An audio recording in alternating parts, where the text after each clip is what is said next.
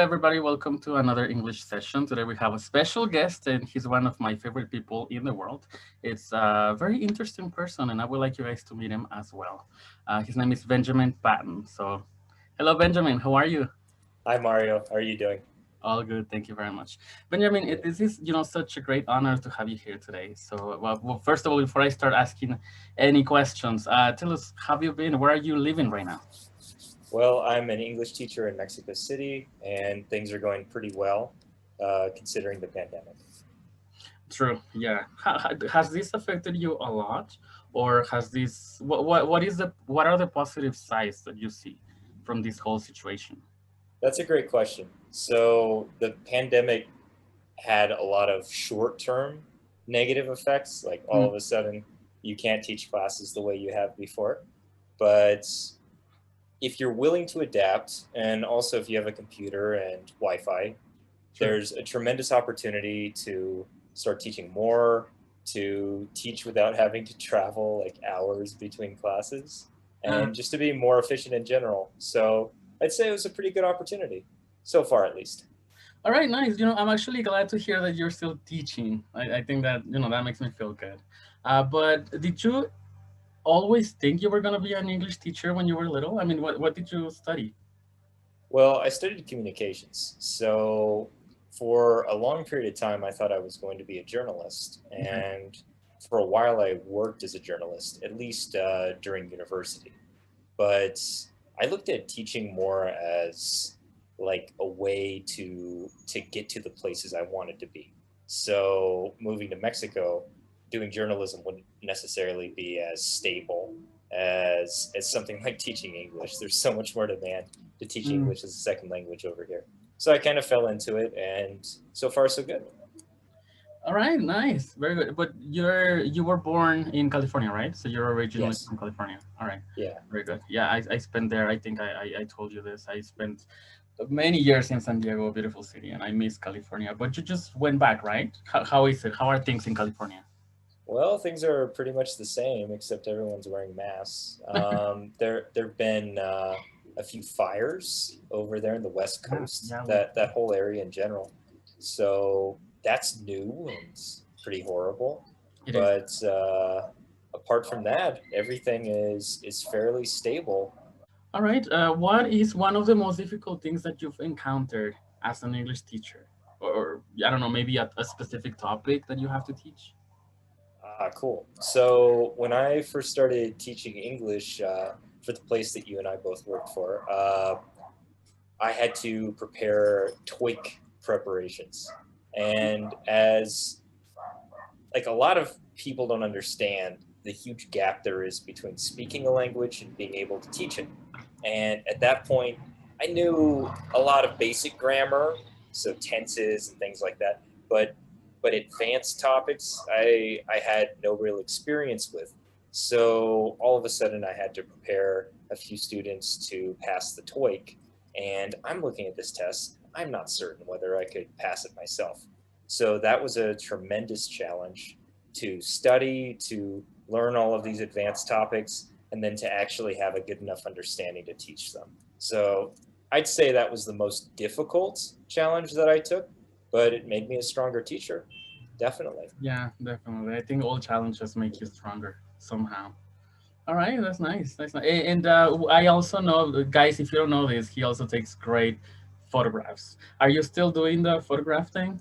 Yeah. I'm still doing some photography.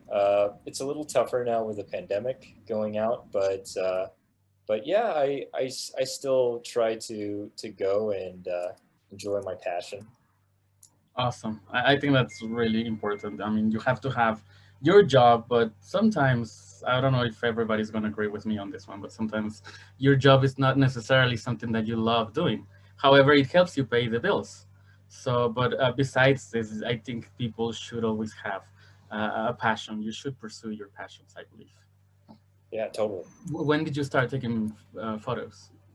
I started fairly recently. So when I was at university, this was 2015. I was studying communications and journalism, but as a writer. And for a particular class to get credits, I had to take a photography class. And once I started doing that, I realized that I had a real passion for it. So yeah, it's only been 5 years, but it's been a crazy ride. I'd say if I didn't start taking pictures, I wouldn't have ended up in Mexico or Mexico City for that Wow. matter. Yeah. Okay. So Benjamin, I have another question for you. What do you like the most about Mexico? So for me, Mexico is a really complicated situation because, well, Mexico City specifically has everything you would ever want and all of the other things too.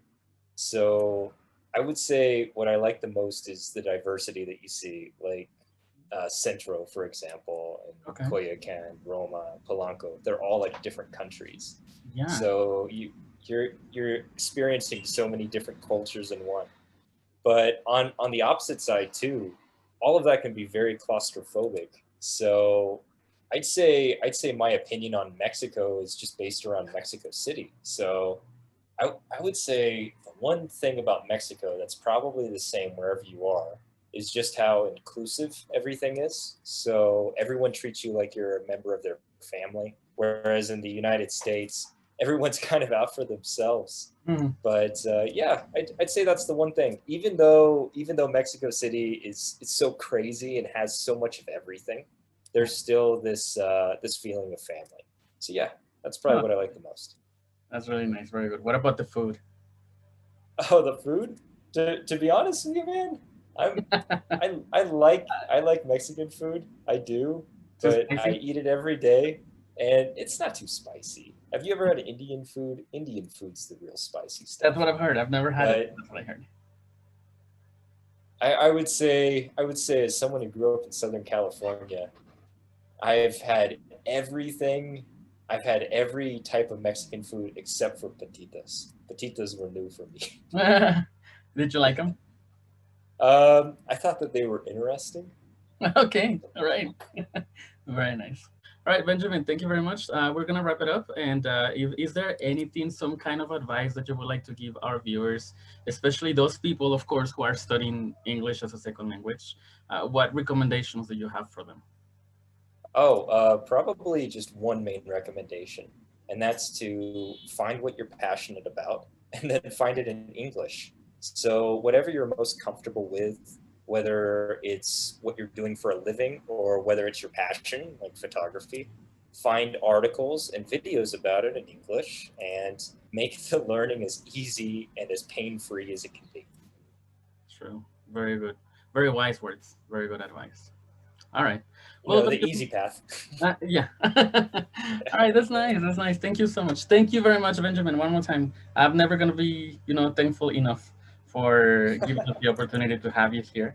And well, guys, thank you guys for watching. If you want, you can subscribe. You can follow us.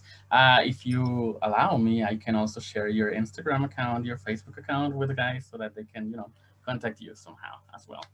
And well, we'll be glad to hear from you guys. Thank you so much, and have a great day.